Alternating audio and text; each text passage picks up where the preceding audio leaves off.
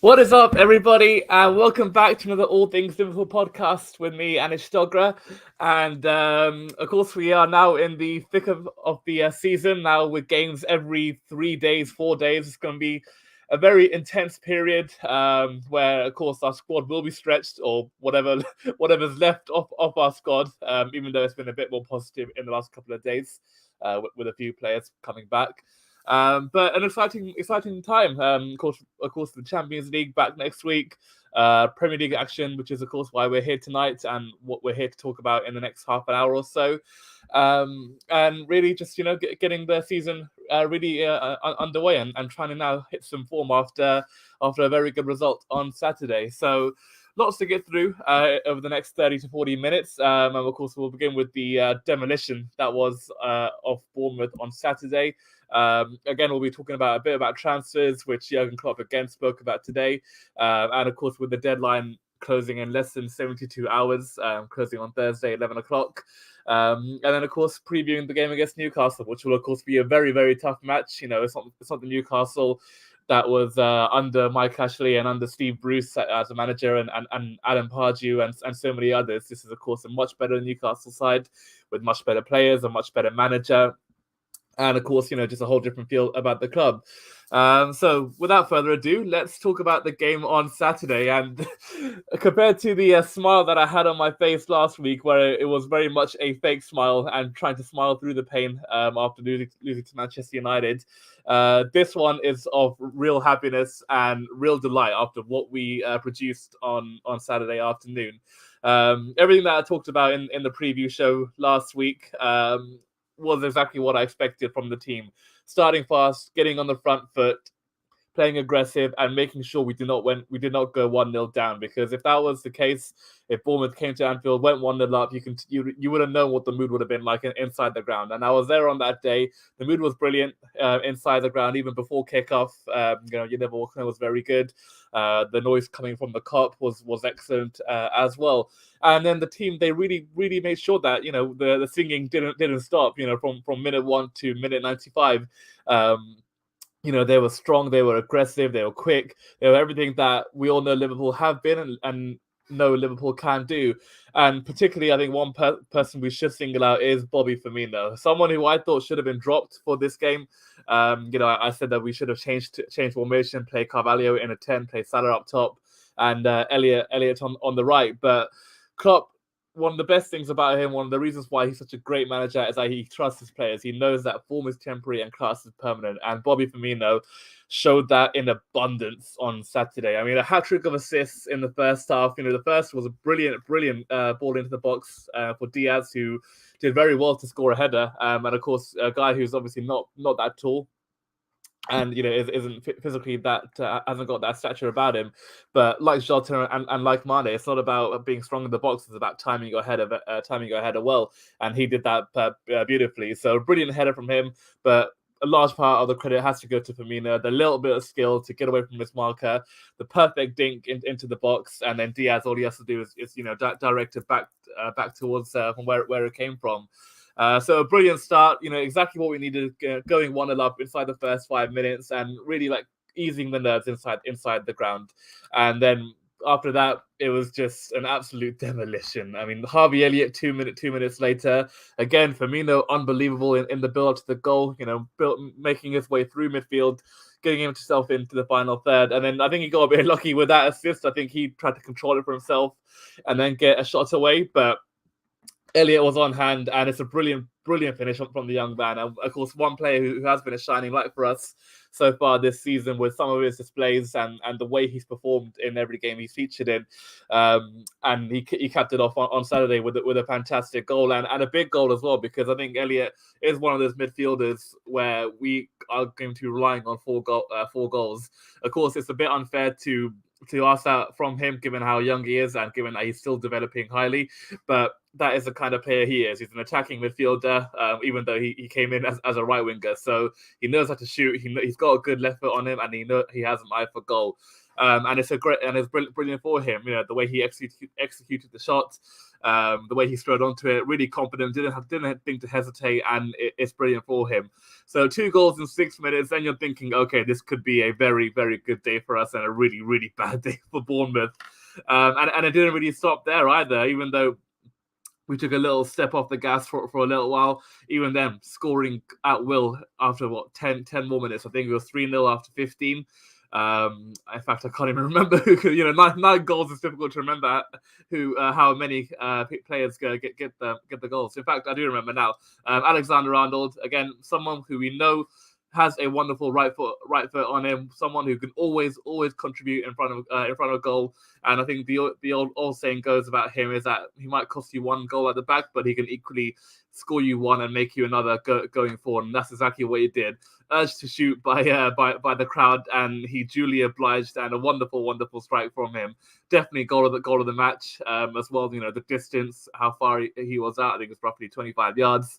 The accuracy, of course, which is wonderful. And even if Allison was in goal trying to save that shot, he probably doesn't save it. So brilliant from him, a great strike.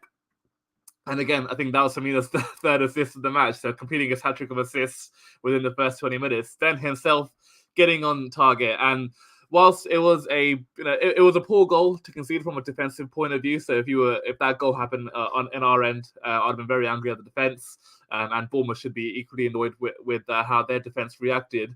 But from an attacking point of view, I'm actually really glad to see Firmino score that kind of goal, because he was alive in the penalty area, as a proper number 9 is. Of course, he is a false 9, but he was there to react. He was there to think quick.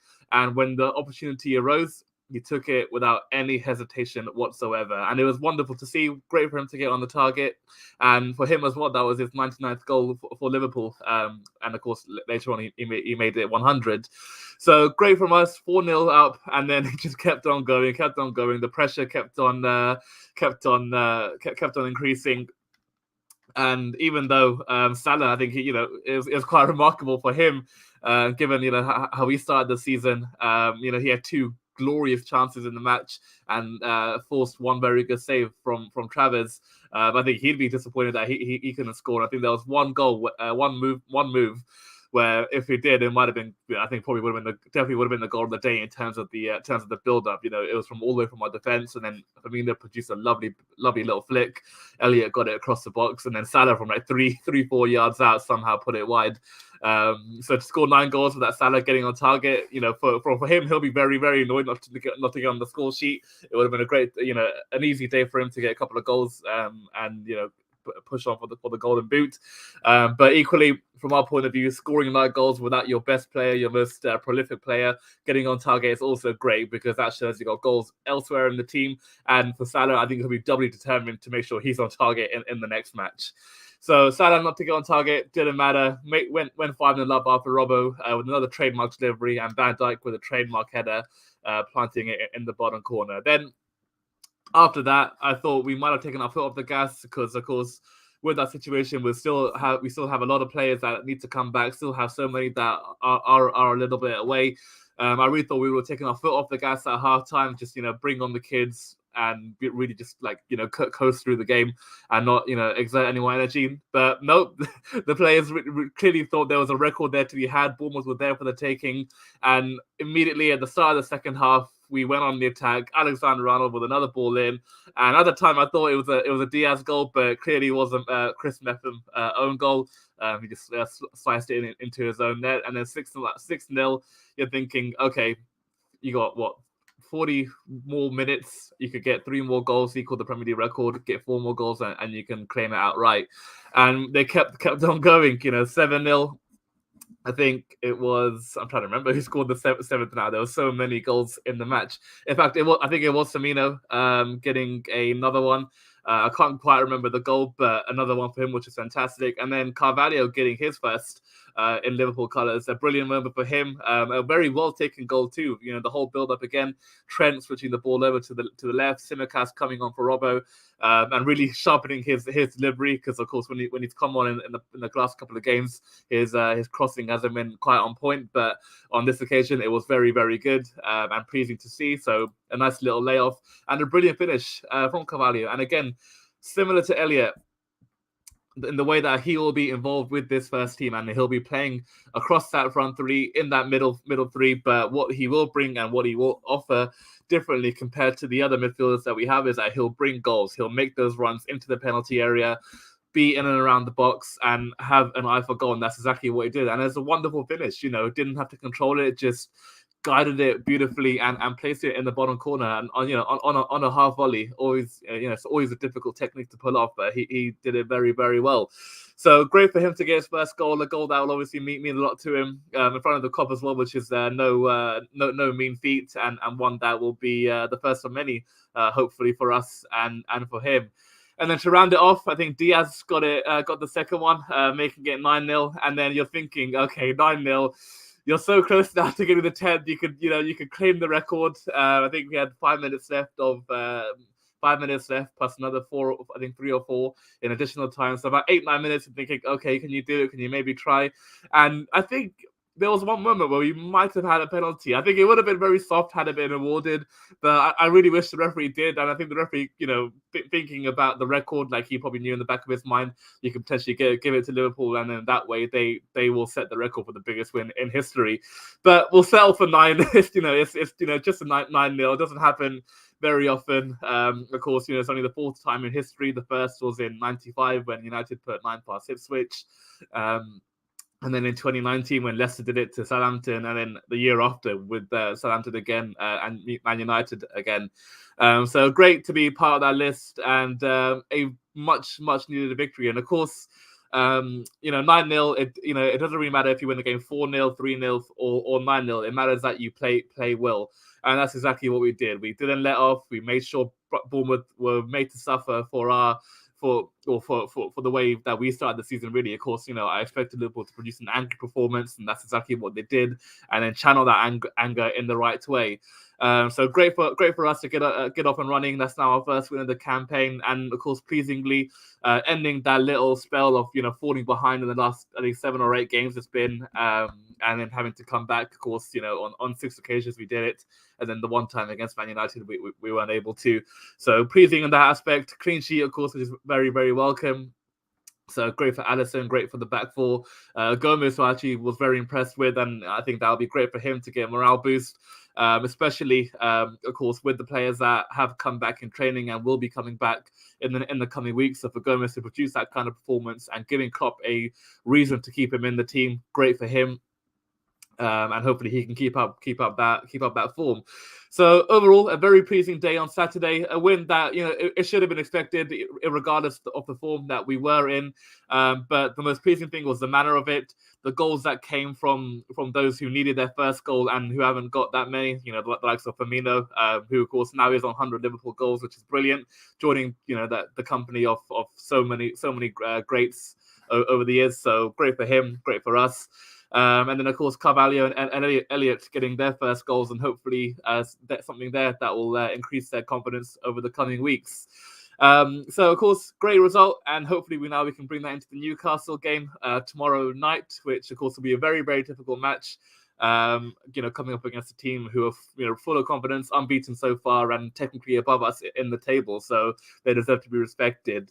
But of course, before we go into that, we'll now be talking about the transfer period, which, like I previously mentioned, is now a couple of days to go. And of course, it's been a very interesting last couple of days, because I think the last episode we had, which was on a Thursday, I believe. Yeah, Thursday. And before that, Klopp didn't have his press conference. But then he held it on the Friday, saying that Liverpool will go for a midfielder. They will try to sign one. And then as soon as he made those comments, I just saw my Twitter completely blow up with a bunch of names being linked. I saw Frankie de Jong's name come up, Nicola Barella. I think who else was there? Jude Bellingham, of course, which will always be linked until next summer, because Dortmund were never going to sell this year and are likely to do so next summer. A few others as well. The one from Brighton, Moises Caicedo. So many names were linked, and of course, it got our hopes raised that we will be bringing someone in over the days that were remaining from when Klopp made those comments. But since then, we've had another conference from today, and the mood has slightly changed, I think. I think the biggest line that you could take away from Klopp's presser was that we are still thinking and looking, but it remains it's more and more unlikely that someone will come in. And given the time that we have now, it's what Tuesday night. So you've got the whole of Wednesday left, and then the whole of Thursday. So time really is against us in terms of getting a deal done. And of course, with a lot of clubs, with their players, if they sell it, then they got to find a replacement, so it becomes difficult for their point of view to find a replacement. I think there's a few others as well that just came to my head as well. One from Germany, the guy Konrad Laimer, that's it, from Leipzig as well. I think he's seen like a really really good price at 25 million. And I think one player who's got 12 months left on his contract, but from Leipzig's point of view, they were willing to sell if there was time available, but because there is almost no time left, they are unlikely to sell, which is, of course, irritating from my point of view. But there's still time left. Of course, there still is, that there is, I think, some money available. I don't think it's in the region of what we would like, spending maybe like 80 or 100 million pounds on someone like a Barella or Ruben Neves, another one who was linked. But there is money there, and of course, there are some still options available. I think Sander Berge, who, in my opinion, I think if there is anyone who could come in, it will be him. Of course, someone who obviously isn't as exciting on the face of it, coming from the Championship. And of course, in the one season he had in the Premier League, didn't fare too well. And when you're comparing him to the likes of Neves, of Barella, Bellingham, Lima, etc., then of course it can seem underwhelming. But as history has suggested, as things have gone with the team and with the transfer committee, they have pretty much always got it right. Other than a couple of names here and there since Klopp has come in, they've all pretty much worked. So if Sander Berge were to come in, and if he were to be an option for us, then I think he would be a great player. And again, like the profile that we always go for, players under 24, under 25, he will certainly fit that bill. He certainly has room to develop. And, when he was at Genk, he was highly thought of. That's why Sheffield United brought him in. He was one of their star players, played in the Champions League as well. So obviously there is some talent there. But it's all circumstantial. We all have to see and wait to what happens. Of course, I do hope something happens, because even though players are coming back, and even though we do technically have a lot of midfielders, I think I was just thinking about it earlier today, we have 8 or 9 central midfielders available, which when you look at it on the face, there is a lot there, but we all know the situation of those midfielders. Henderson, kind of dying down a little bit, getting older and getting, less mobile. Milner, essentially a granddad now. Keita, injury prone. Thiago, Oxlade-Chamberlain as well. Then you got Fabinho, who is of course the one you can rely on really. But again, you can't just solely rely on him. He needs help around him as well. And then Carvalho and Elliott, who are still very young and still developing their game. So lots to do. Still, we have to sign midfielders soon enough. Whether it comes in the next 2 days, or whether it comes in January or in the next summer window. That is a position where we got to strengthen. We got to refresh, because that is now the oldest part of our team and the area that really needs strengthening. So let's see what happens. Hopefully we bring someone in. Hopefully we bring someone that will be good for us in the long term. Of course, there's no point getting a quick fix like we did with our centre back crisis a couple of years ago, bringing in Kabak and Davis, who didn't make much of an impact. So if you were to bring someone in, you have to bring someone in for the long term and make sure that they will be a right profile. But aside from that, I still feel it's been a pretty positive time compared to where we were last week, where of course we had the poor result, had a lot of injuries, and just weren't playing well at all. But now we've had the Bournemouth win. And of course, Klopp speaking today, the biggest thing was players coming back. And I think in the images yesterday from training, 3 players who were in training: Calvin Ramsey, the right back; Joel Matip, who I thought was going to be out for at least a couple more weeks. It looks like he'll be back very soon. And then Curtis Jones, which of course I think is the most important from those 3 positions. An extra midfielder, another body there available, and someone who I think I said it in the beginning, or a couple of months ago when we were doing our pre-season transfer show, that he is one that really has to show he can really make it to this level and be the player that we know he can be. So hopefully he'll be back soon enough, and he'll really make a mark when he is ready. And then speaking today, Klopp also said that Thiago is going to be back soon enough. I think he'll be back before the international break, which is in a couple of weeks' time. Jota, who he said will be back on Thursday, which is fantastic.